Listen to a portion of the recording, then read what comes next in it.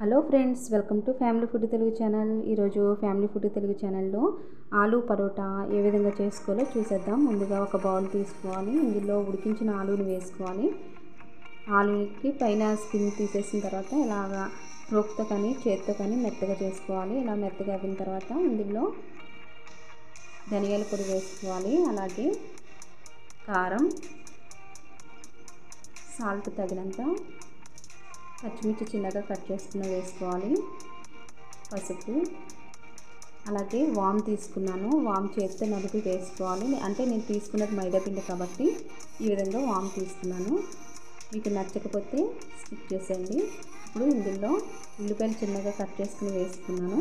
వేసుకుని ఒకసారి చేత్తో ఇలా కలుపుకున్న తర్వాత కొత్తిమీర కూడా వేసుకుని ఒకసారి కలుపుకుని ఇలా కలుపుకున్న తర్వాత నేను 1 కప్పు మైదాపిండి వరకు తీసుకున్నాను.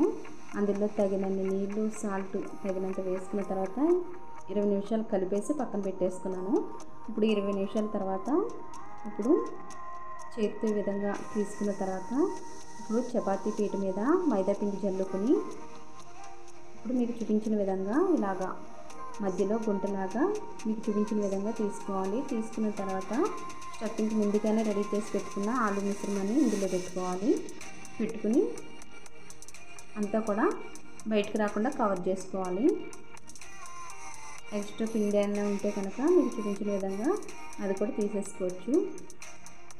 అంతా ఇలా దగ్గరికి ఇలా తీసుకున్న తర్వాత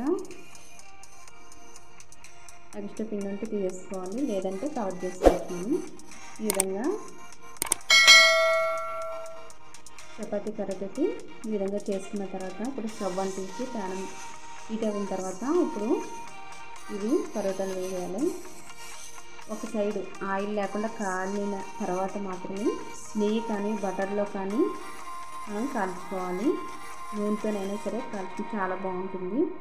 ఈవినింగ్ పిల్లలు స్కూల్ నుంచి రాగానే పెడితే పిల్లలు కూడా ఎంజాయ్ చేస్తారు.